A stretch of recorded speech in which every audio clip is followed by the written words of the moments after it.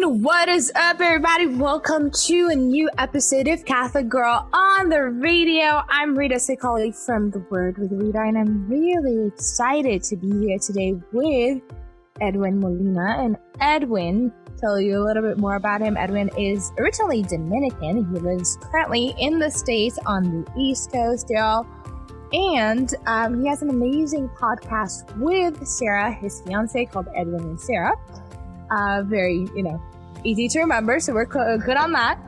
And Edwin does a lot of things that are in the church. He's very involved. He also has a Catholic t-shirt company, which we're going to talk about. And he shares a lot of things on YouTube about his faith. What's up, Edwin? How you doing? Hey, what's up? I'm super glad to be here. Thank you for having me. Hey, what's up, kiddo? We have a guest. Say hi, Jason. All right, so my little nephew, Jason, is hanging out with us. He can't hear you. Hey, what's up, Jason? How are you? And just like that, he is done. All right, Edwin, so tell us a little bit more about yourself. Alrighty, so, I'm 23 years old. I might look old, but I'm only 23. I live here down in Miami, Florida. I've been crazy about the Lord. Truly crazy about the Lord. The last 2 years and a half, almost 3 years. But I've been a Catholic all my life. I've been serving the Lord for about 7 years, on and off, but mostly the last 5 years and a half, straight up. I believe I'm one of those prodigal sons, one of those that are with the Father, and then, and then they depart from the Father because, we chose our own ways. But then, he called me back really strong, and that's what I, live for God and my church. I love it. Edwin, I want to know, you said that you've only been super crazy about the Lord for the past 3 years. What made you crazy about the Lord? Did you go and come back? What's the story? Yeah. Well, I would say because I was a really double life guy. I was one day, son of God, truly son of God on some days and on my good days. And then after that, I was just somebody else. I totally had a different life for what my church and my faith calls me to. What did you do? Things like what? To be more real, I was a guy that any other day I'd be smoking hookah, drinking like crazy because I've been living by myself. And on the same house I was sharing with, it was back in the day, my best friend back in those days, and another friend, and also then my cousin got up when he came from the Dominican Republic. So it was the four of us, just having our life, how we were running. Even though I knew I was good and bad, but I was just so misguided by my own, will. Obviously, just disregarding whatever God wills for me, and just doing whatever I had pleasure to. And, Do you think that there's a lot of guys right now that feel the same way? Oh, totally. Because here's the thing, us Catholics, I got a really good story about that. Yesterday, I started this temple work for the county. And I was speaking with the people around me, my new coworkers, and they saying like, "Oh, Eddie, you seem like a good guy, like a good gentleman, whatever." Like, "Oh, thanks, whatever." And they were like, "Oh, you married?" I'm like, "No, I will be married though in a year." They're like, "How old are you?" I'm like, "I'm 23." They're like, "What? You crazy? You're gonna get married?" I'm like, "What do you mean?" They're like, "No, you're gonna ruin your life. Get married when you're 30." I'm like, "I'm sorry, but that's not my mindset." And I understand they're Haitian, but they're practically more American than anything else. And I told them, we might disagree on that because I have a different culture and lifestyle, because it's not just about the culture, but it's also my own religion, my own beliefs that drives me through that. And they were like, "What do you mean? Are you Jehovah's Witness?" I'm like, "No, I'm Catholic." They were surprised because I said I'm Catholic. Because a lot of the people in Miami, because of the Latin movement, a lot of them are Catholic. Yeah, but they don't really believe and really live their faith. And I understand that. That's not okay, but it's understandable because at the end of the day, we gotta say what's true. The Catholicism for the Catholics is lacking. We're lacking of culture, real Catholicism within our lives. Parish, there's not really a great thing where you can really believe or understand your faith and understanding the church history and things like that. Because at the end of the day, as much as was into my faith, really understanding my faith, that's why I even got crazy about God, about my faith. Because then I have substance, so I should believe or what I'm believing. It's not just something that pops out of the thin air. You know what I mean? Mm-hmm. Now I know why I believe what I believe. 2,000 years of true faith, or something that is real, tangible, not just something crazy. And it was really funny, that conversation. Just to finish up, I'm sorry, because at the end of the day, it was all about like, oh, I can't believe that you're really living your faith and you're Catholic, and that was really what hit me, because I'm like, so and they told me, like, the thing is, a lot of Catholics, they don't really believe whatever they believe. You know what I mean?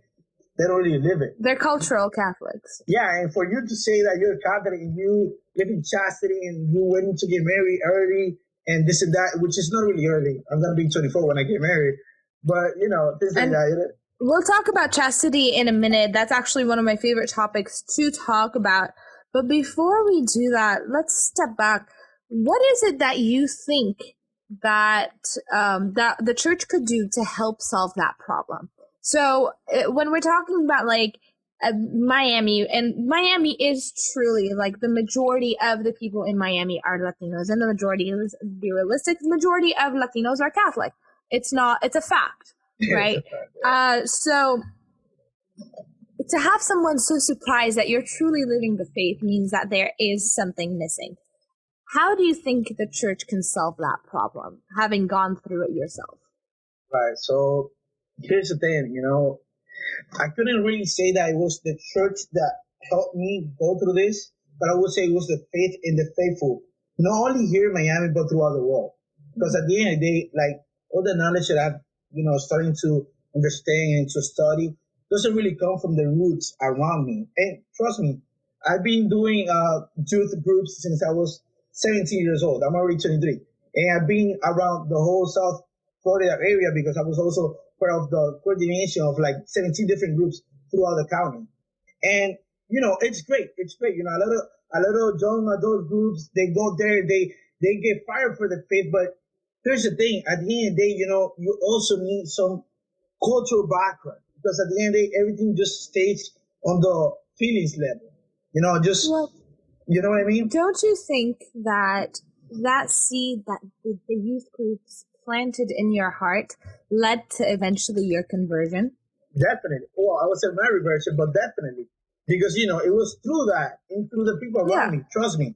The people around me are those people that were praying for me. So what do you recommend that we do as a church? Because the church effectively lives in us. We're the church. We are the hands and feet of Christ, and we're the ones that make it happen.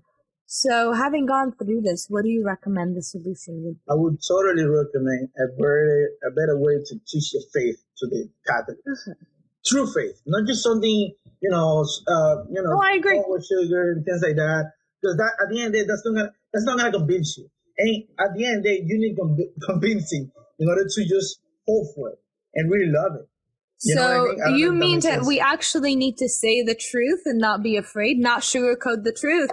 Yeah, and every time somebody asks me to go and speak and and do a talk or whatever, the first thing I say is, look, guys, if something that you hear from me and you don't like it, I'm sorry, but I'm not covered, doing sugar talk over here. I'm going to say the truth with charity and respect, but we're going to talk about truth over here and reality. And because when you're talking to people and to Catholics around you, just going out on top is like super easy and nice and stuff. They're not gonna get triggered, because at the end of the day, you need to get triggered in order to wake up. You need to get challenged. Yeah. Speaking of truth, Saint Augustine, who's one of my favorite saints, people who listen to my show, my podcast, definitely know about Augustine.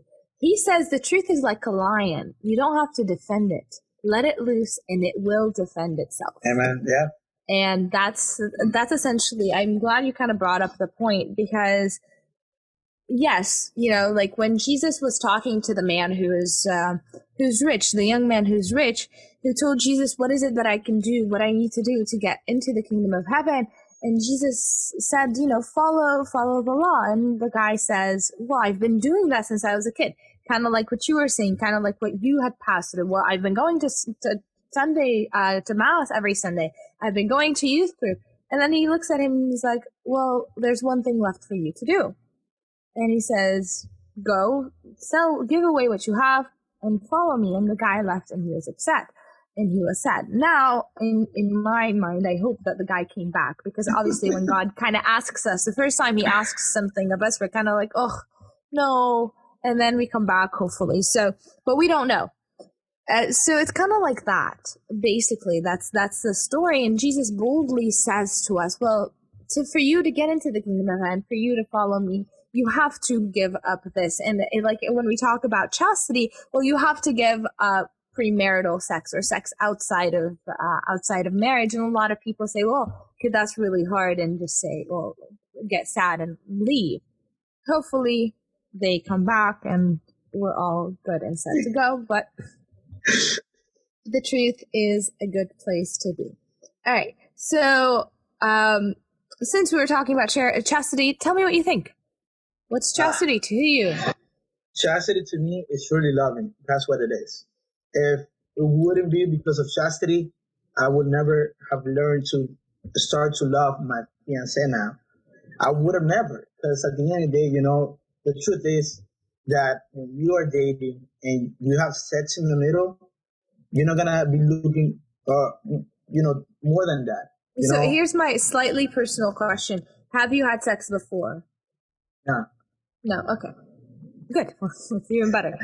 But for the sake of people who are listening, I get a lot of, well, you don't understand, you don't know, you don't experience it. But of course, I have my own arguments that counter that. So please continue with your story. Obviously, at the beginning, we were 15 years old when we started. Oh, cute.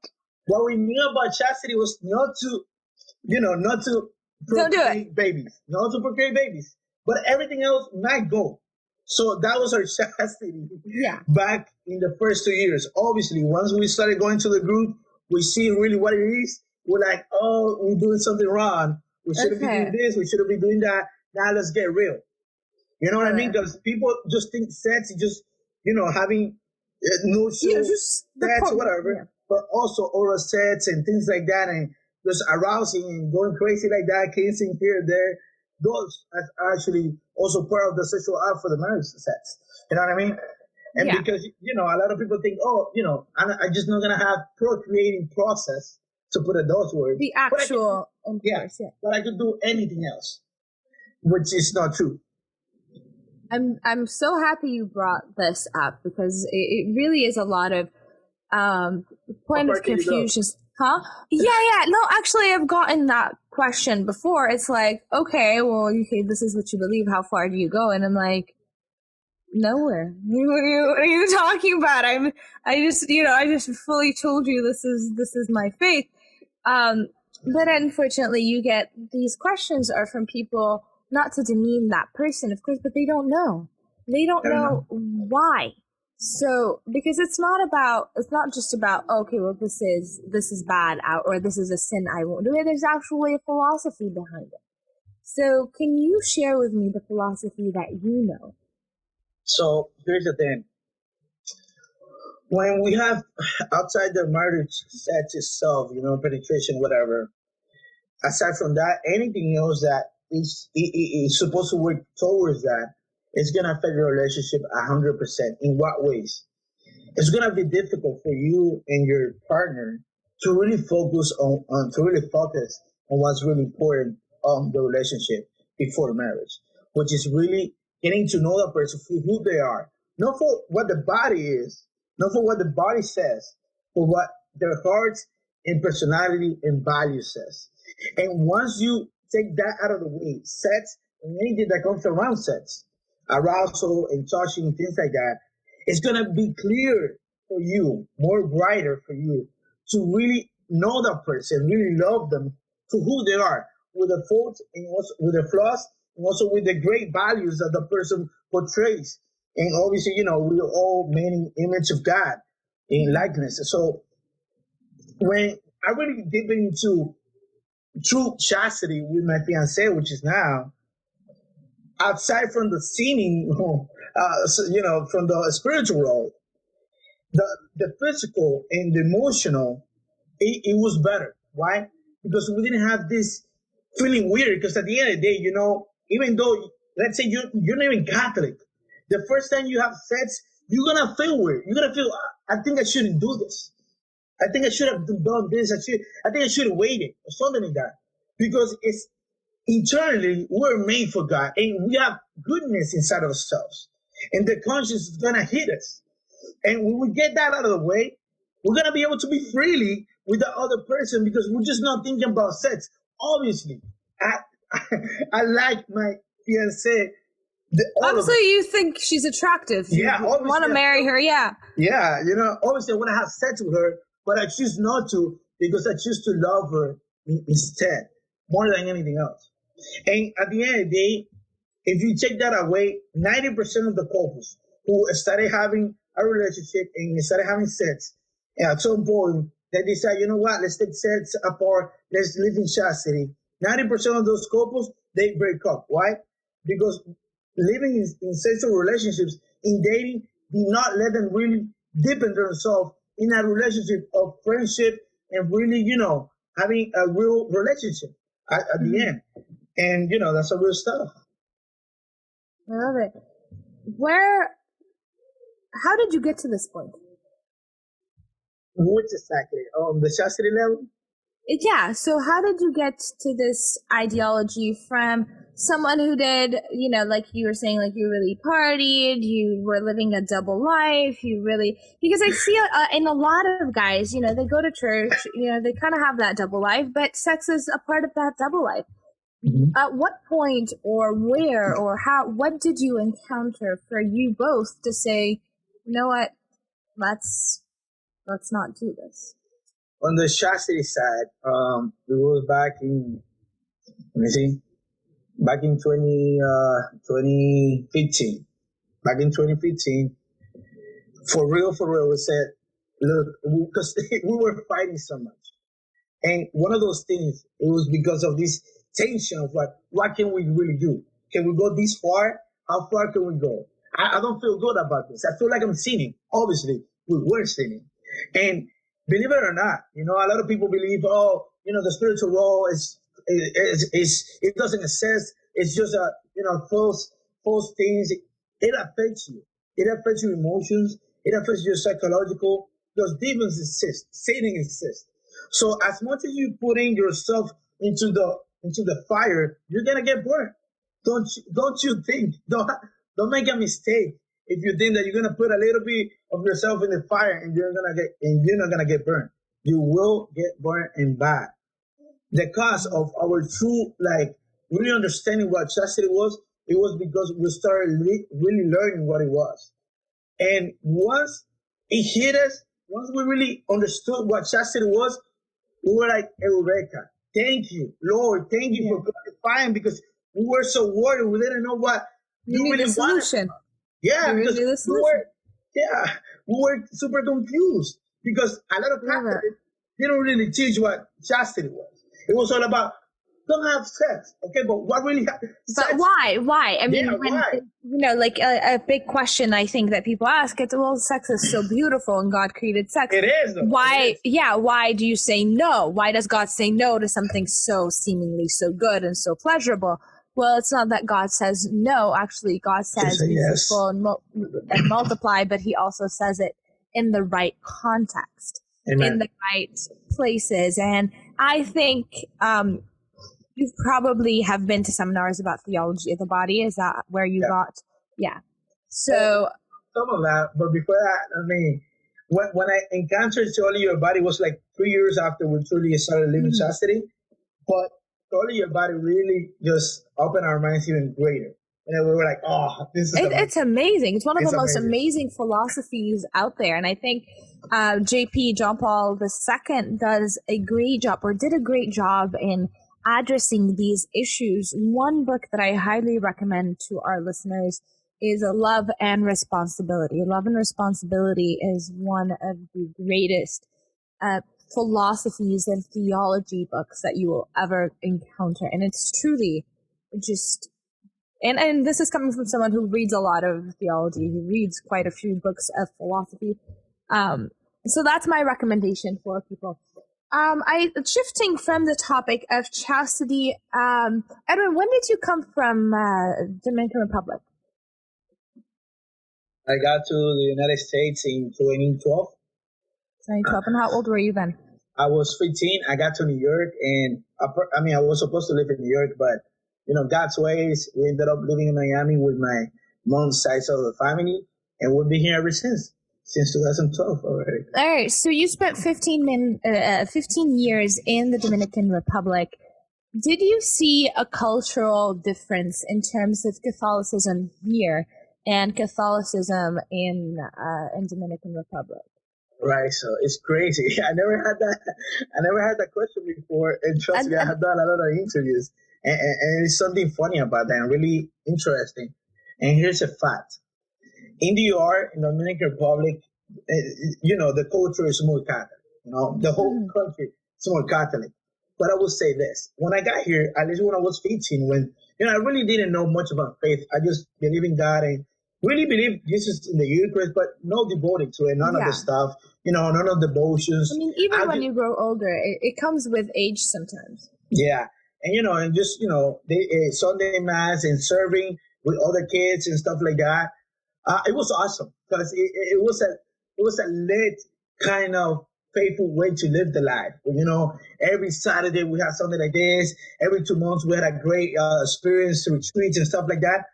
But ultimately, when I got here, I got really sad because it was not the same. Obviously, because first of all, the language, I'm still really just struggling. Live my life, my Catholic life, my spirituality more in Spanish than English.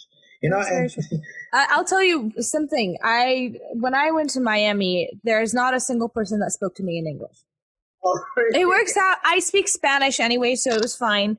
But it just felt like for someone coming from the Dominican Republic, it's a lot easier to get to get acclimated into the Miami culture. Because I keep saying Miami. People are listening; they have no idea what I'm talking about. Miami has its own culture. It's really cool. It's a really cool vibe. It's an amazing place. And the people are amazing, but Spanish is very much integrated in everything. And I'm from Los Angeles, and there's a lot of Mexicans around me. There's a lot of Latinos around me, but it still felt different. Yeah, so, it totally is.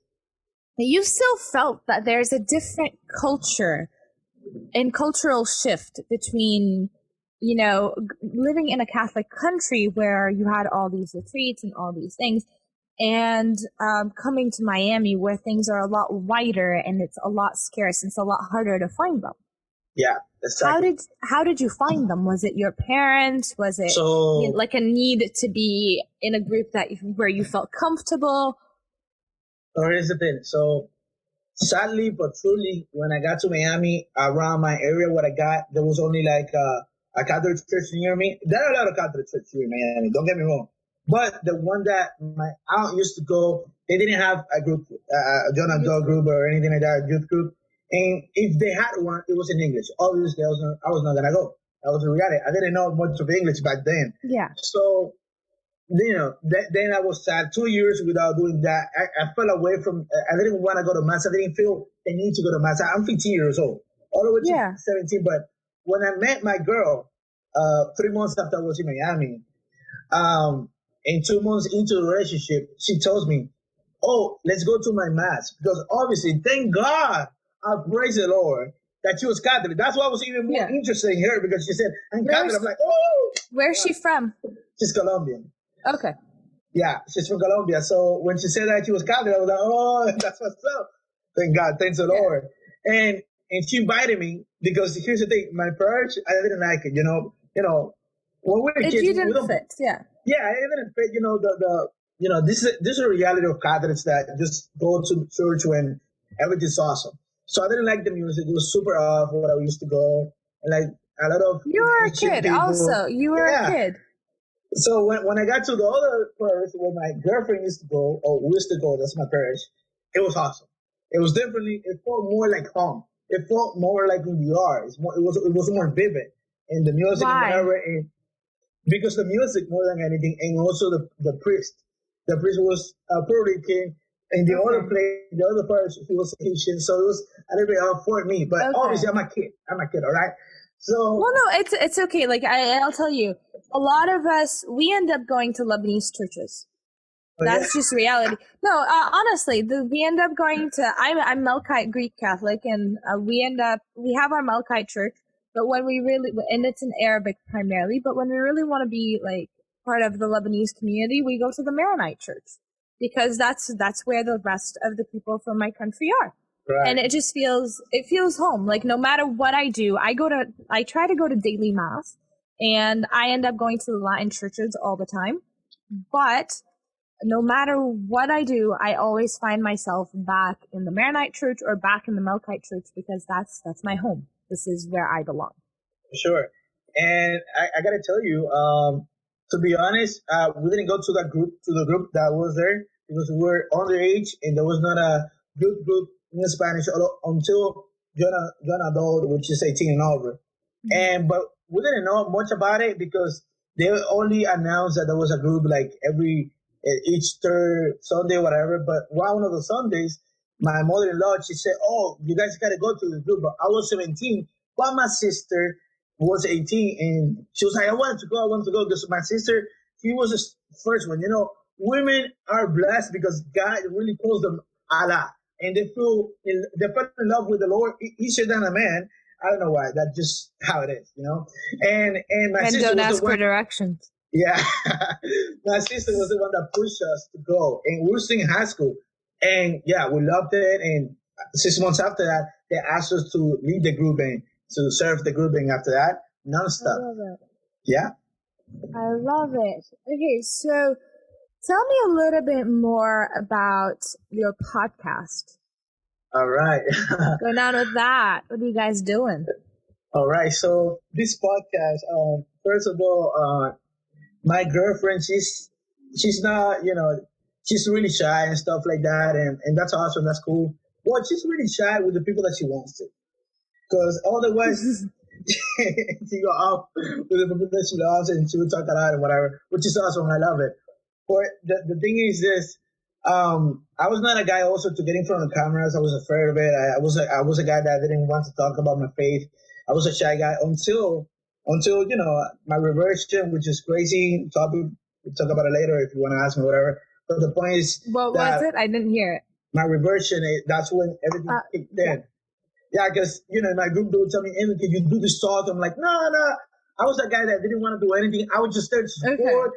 Just tell me what to do. I'll do it, But obviously, little by little, I started having the hang of it, and I got up there. But obviously, 2 years, I think a year and a half, I started my YouTube channel when we went to Panama World Youth Day.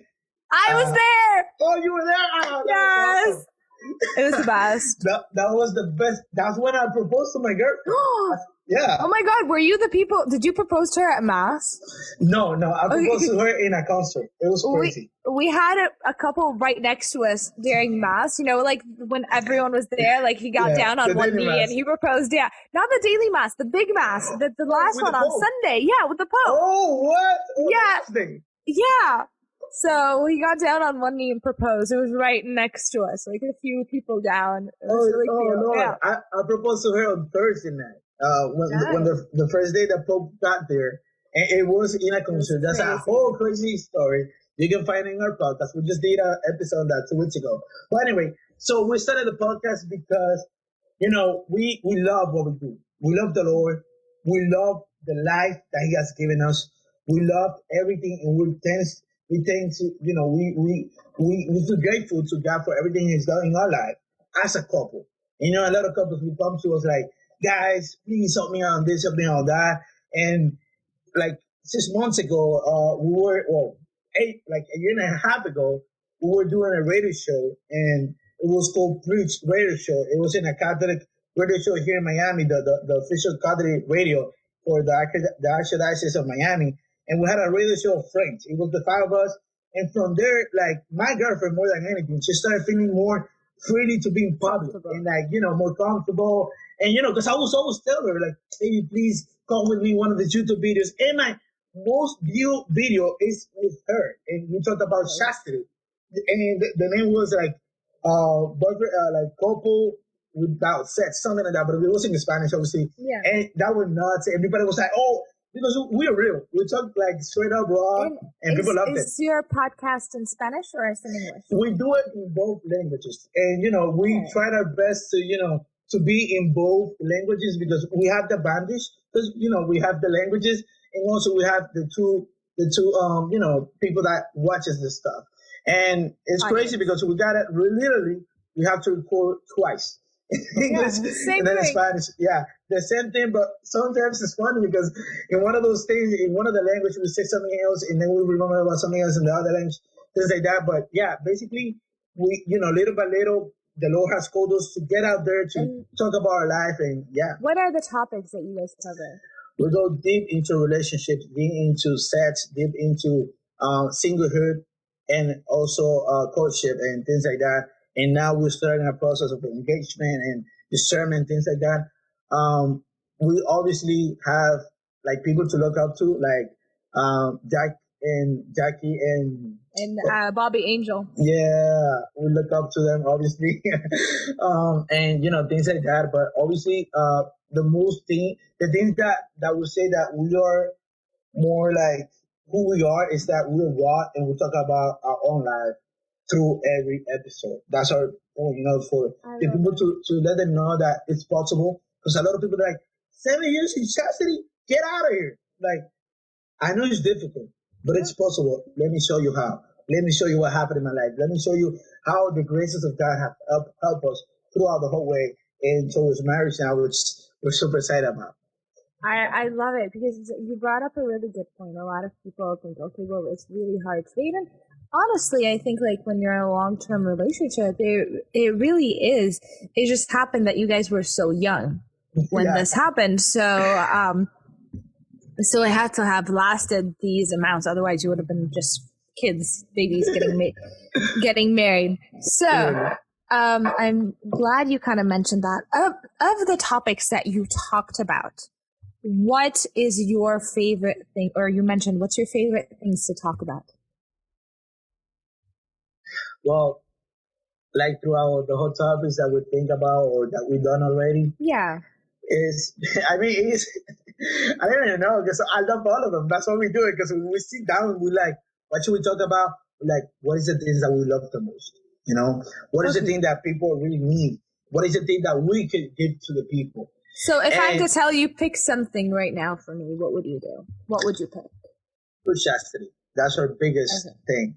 And also we're probably going to write a book about something that not many people talk about. And it's something called, we call it this way. We call it the book bag in the relationship. That really was help chastity, and that was adding, our relationship to flourish in that eyes and stuff like that. Okay, so when we talk about, which is great, I hope you guys do an amazing, I'm sure you guys are going to do an amazing job with the book. So we're excited to kind of read that. When we talk about chastity, and you mentioned the podcast also talks to single people, there's always the notion of pornography.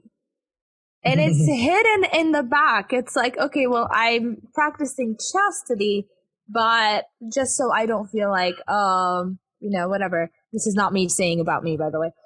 In general, I'm just quoting people. In general, like people would say, okay, well, there's the chastity part. I'm living that. I'm not actually physically having sex with someone, but there's pornography. So what do you say to that?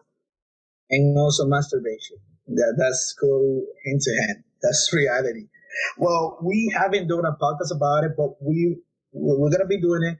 We had a workshop about it because we were doing workshop before the podcast. We were doing workshop internationally. We have 20 people, 20 couples, and things like that to go through a lot of topics and things like that through a workshop. And we target that topic specifically because I live that. For the reality is this: I know nowadays a lot of women also fall into pornography, as much as men almost. But my life in between our relationship, I was the one to fall into it. My girlfriend, not really. And the reality is this. Just like you said, I started to lie to myself. Or the devil started giving me these lies of like, oh, even though I'm not having sex, but I can watch pornography, I can masturbate, it's okay, because we're not doing something together. And I was still living in chastity in my relationship, but it was a total lie. Because chastity is just not about relationships. It's about you and the relationship. The relationship doesn't happen by itself. You're part of that relationship. You yourself, your whole body and soul. So that means that you also need to live in chastity when you are alone and when you're in your room or whatever. And pornography, I have two great videos about it separately from the podcast. One of them is in English and another one is Spanish. I just did it with Jordan Burke. Amazing thing. You can look it up on my channel. And basically, pornography, it's going to destroy your perspective of really sex and what really is loving. Because at the end of the day, pornography just gets you to objectify women, and totally just not women, anybody. And it was totally dividing me because it didn't help me to really have a mindset of true chastity. What I mean by that, because even though me and my girlfriend are trying to really live chastity, but on the side was watching pornography, masturbating. Every time I would meet with my girlfriend on a regular daily basis, I wasn't be able to truly focus on what's really important. Because even though we were not having something physically, but in my mind, because obviously all of that came through the eyes, was bothering me. And at the end of the day, we need to understand that it's a spiritual realm. That demons are going to attack you for whatever you let come through your eyes. You need to be aware of what you look into, what you listen to. Because to be honest, not just pornography, but also music didn't really help me to live my chastity with my girlfriend. Legit. And that's where really my regression really happened. When I really faced my whole life, what I was listening to, what I was giving into my body, mind, and soul. And pornography is just going to help you to destroy yourself. So it's not really helping. It's going to destroy you. And it's going to destroy that relationship unless you decide to take upon it and with the grace of God, get over it. So I like that you mentioned the eyes thing. One thing that I read when I was about 22, maybe like in my early 20s, was St. Augustine's book, The Confessions of St. Augustine. And one thing that caught my attention was at one point, this man decides to confess to God the sexual dream that he had. And this dream that St. Augustine or St. Augustine had really was of him, like kind of a memory of him doing something physically. And these were images that he had in his mind that he had actually done. And I think about, okay, all the movies that we watch, and this is not pornography, this is like mainstream media. Rated R. That we're watching. And I think, okay, if Augustine confessed to God his dream about something that he physically had, how much more do we have to confess about what our eyes are seeing? And it's not part of my reality. It's not part of your reality. It's not like I was there or you were there. It was just something that, yeah. So I like the eye, that you brought up the eye concept. What would you tell young men that are single, that are struggling, or young women, but since you're a guy, young men that are struggling with pornography? Why should they stop? They're single. It's not like it's ruining their relationship. What's going on? What's the harm? All right. So the harm is that I'm going to tell you why basically I was going to pornography. To fulfill my desires, I will to that. Because that's what I think it was going to be fulfilled. What happened after I watched an episode or whatever, 5 minutes, whatever it was, I felt even more empty than I was before. And obviously, I got to say from my Catholic perspective, it destroyed my spiritual life. It destroyed me. I started feeling guilty. And that's where the devil wants you. He's going to make you feel that everything is okay when you're in the mud. But once you realize that you're really in the mud, you're going to feel devastated. And probably you don't even want to go to confession because you're so ashamed of whatever you've gone through that he's going to keep you away from the grace of God. And totally watching pornography, we believe, the people that is watching in front of the window, we believe that nothing's going on. We're just watching something. And let's say you're not even masturbating, which is a great part of that scenario itself. It still affects your heart. Why? Because here's the thing. God created sex for a great thing. It's beautiful, like we said before. But the devil, he doesn't create anything. He takes whatever is truth, whatever God already created, and twists it. And it makes it worse of it. And we believe pornography is good because we're not doing something bad. We're just watching something. But at the end is, you're watching something that is really eating you. And on the scientific level, I don't really have all the stats, but it really messed up your brains. Really messed up. Right now we got so many studies about how much affects. It's really just another. It's almost like doing math. It's almost in worse than doing cocaine. Yeah, like doing math. Yeah. Literally, and to be honest, it really moves my heart because I was there. I'm not. Come on, bro. Like, I'm not a saint, all right? But now I know. I love that you're so open and that you're willing to talk about this, because I really, truly feel that young men especially, and probably young women as well, but again, it's coming from you and it's coming from a guy's perspective, that they can do it. Because there's always a notion when you talk about chastity, or when I personally talk about chastity, and I'm like, okay, well, I'm looking to find a guy to get married, and this is one of the first things that comes out of my mind, out of my mouth. I'm like, look, this is who I am. A big thing that I face, or a big rebuttal, is like, well, he's a guy, he needs to do what he needs to do. And I think personally, that's total BS.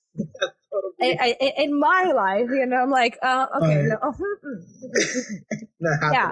So, I mean, trust me, if any women that thinks that, it's okay. I mean, we might be practicing chastity, to put it that way. And if he has to watch pornography, that's okay. That's his thing. Trust me, you're not doing any good to you. Because at the end of the day, that's not going to help him to really love you. And what you want is someone to really love you. And that's not going to help. It also, I like what you're saying, and I also think it frustrates him more, I would assume. Because, like, what he's watching, he wants to do it. Yeah, like what he's learning, quote unquote, or what he's seeing, he can't apply it. Like, it's like, it's a theory, right? I'm learning how to edit a video, but no one's giving me videos to edit. Learning how to do, yeah. I love it. I love it. I love how you put it. Thank you. But, so what advice would you give these young women? Alrighty. So, or first old of all, men, I don't know. Yeah, anybody. Let's put it first out of the spiritual perspective, out of it, on the natural level. First of all, just see, how do you get to that point? Is it that you are alone in your house? Is it that you feel bored? Is it that you don't know what to do with your life? Start doing something. Start reading a book, start doing exercise, start doing basketball, I don't know, cycling, whatever gets you to really be active. I'm not talking about like just be active and get crazy about it, but really start channel having that energy somewhere else. Yeah, and start having the habit of not falling into like nothingness.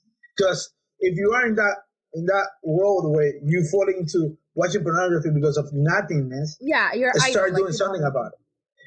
Start doing something about it, and also, to be honest, just there are a lot of apps. I think Covenant Eyes, even though nobody's paying over here anybody about Covenant Eyes, get that app. It's not even that expensive. It's amazing. It's gonna help you. If you feel that you're gonna fall, it's gonna help. It's gonna block it. It's gonna block it. It's also gonna help you to be more attentive to your thoughts and what you're trying to do with your life. And now on the spiritual level, start praying the rosary. That was my last battle. I thought I could do it by myself. I'll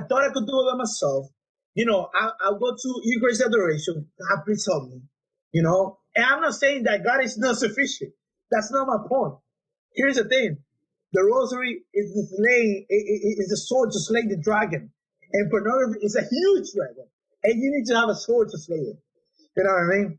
And honestly, I think, Mary and her virginity, it wasn't, like, obviously she's the Virgin Mary, but she's, someone to look up to when we talk about chastity, when we talk about virginity, when we talk about, being a purity. So if someone, and she's a person, like, obviously Jesus is a person, he's man and God at the same time, but when you look at the fragile reality of humanity and you want to see it being perfected, I think Mary is a really good 100%. And the rosary, just take it for real, It's hard at the beginning for many people. If you do one alone, it's going to be hard, Start by one day, start by two, start by three, little by little, but just getting yourself to really reflect on Jesus Christ's life and the sorrows and joyful mysteries of Mary. It's just going to fulfill your mind with godly stuff, with godly things, with godly messages. You're going to fall in love with Jesus and Mary. And that's going to help you. Why? Because we need to understand that spiritual world is real. And the devil, he wants you to be in that mind. He doesn't want you to get out. He's happy about it. Trust me. He's not going to tempt you if you're already in there. He's going to help you get more depth into the mind. But when you start praying the rosary, it started being, I don't know if I can say it, but I don't know. I would say because you didn't give me limitations, but the reality is this, a lot of things when people are possessed and things like that, and like the priest, the exorcist is invoking Mary, that's when the demons really start acting up. That's when they get scared. They say straight up, don't go, no hair, things like that. His mom's coming. His mom is coming. They are scared. And if you start inviting Mary to your life, it's going to totally change your life. Trust me, because that was my last my last resort to get over it, because I was so frustrating. It was so frustrating for me to fall into this that I would totally just throw the words of myself. We are sinners, but God doesn't want us to stay in shame. He wants us to come to Him so that we can be in His grace. So start praying the rosary, find time to really do great things for yourself. Anything that gives you joy, it's going to help you to overcome that. I love it. That was great advice, and I 100% agree with everything that you said. Edwin, tell me a little bit about, before we kind of get to the end of our episode, tell me a little bit about your Catholic t-shirt company. Hey, that's awesome. That is the oldest apostolate that me and my fiancé started about a year and 6 months now. It was something that little by little I ended up doing t-shirts with my family, just regular t-shirts. And I never thought of it. And then little by little, that thing went to nothingness. And then a lot of people that I was doing business with, they started telling me like, Edwin, I need shirts. And, I'd be like, oh, I don't have machines. I don't have the equipment. But then a lot of people kept calling me. I was like, you know what? And I was with my cousin back then living, and he's the one that knew about it. And he was like, let's invest. And I started doing that. And the only people that I had around me were Catholic church and youth groups, They would tell me, Edwin, we have a this retreat. We need 200 t-shirts. And, I do industrial stuff. But then, little by little, things just started going up. And then, I was like, if I have this ability to create t-shirts and print t-shirts, why not design? Intend to really give it to God, I love it. And I was starting to like designing, and obviously my fiancée is the one that really loved to design, even though she didn't study that, but she does do it. Everything is flyers, all of that. And I called my girlfriend, back then it was my girlfriend, I called her, I told her, you know what, let's do a Catholic online t-shirt store. So what are you talking about? And then I told her, and we're like, yes, let's do it. First of all, I love the shirt that you're wearing. I think it's the Sacred Heart. Oh, I said something. Oh, I like it. It says I trust in you. This is one of the, I think this is one of the latest. Right? I think the last one that we threw up. So that we threw together. There you go. Yeah. So we started back in December 2018. It started off really good. Let me see. I don't think I have over here. The first design says I'm Catholic, but in Spanish, and it had the San Benedict medal, the rosary, the cross, Jesus Eucharist is the bomb. Like the Son by Four song, Católico Soy. Yeah. So Católico says, and that was the first design, and I saw over 150 of those. What's the name of the company, or where can they find it? Right. So you can find us in social media as Catholic Catholic_t-shirts, or you can go straight up to our website, CatholicT-shirts.com. And there you can find anything and whatever you need, let us know. We also obviously do personalized t-shirts, either for you or your youth group or your church, anything, or even for your company.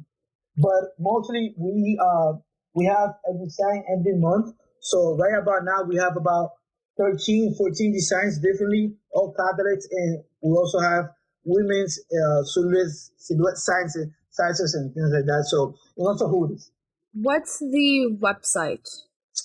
CatholicT-shirts.com. Okay, so it has t-shirt because I tried to go to Catholic and it took me somewhere else. Yeah, CatholicT-shirts.com.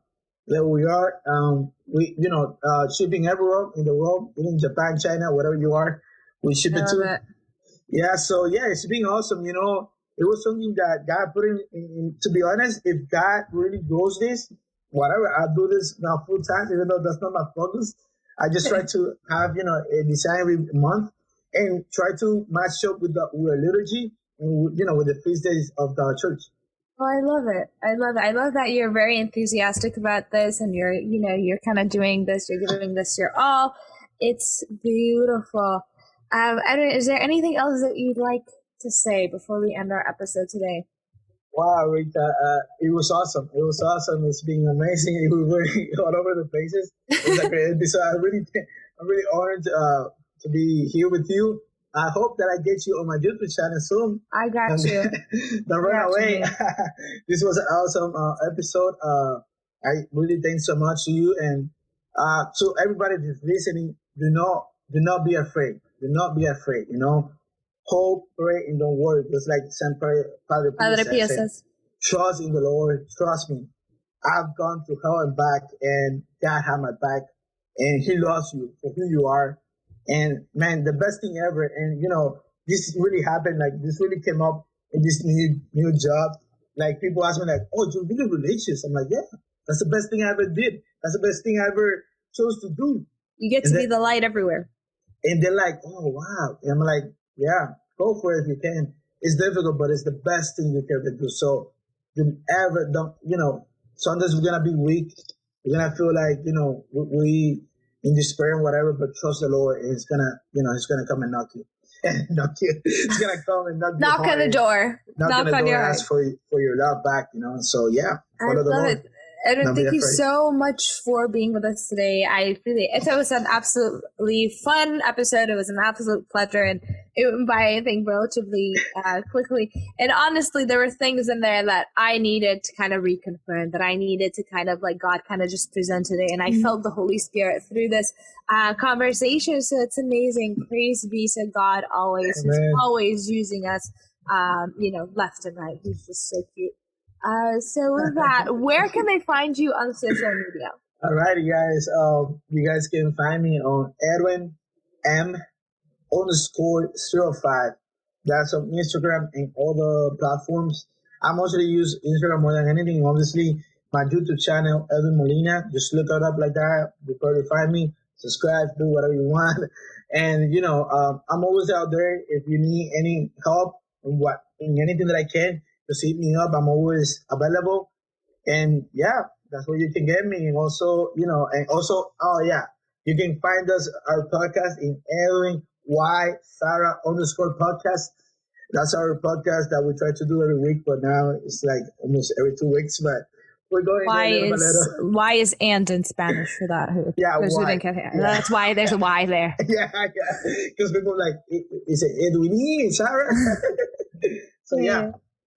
I love it. And you guys, if you guys are looking for me and you want to find me, it's at The Word with Rita on Instagram and on Facebook, and on YouTube, it's youtube.com/Rita Sekali. And of course, I'm here to answer anything that you want to talk about, hopefully about God. And that's what I'm here for. That's it for this week, and we will be with you next week with an entirely new episode and some fun stuff. Don't forget to listen up.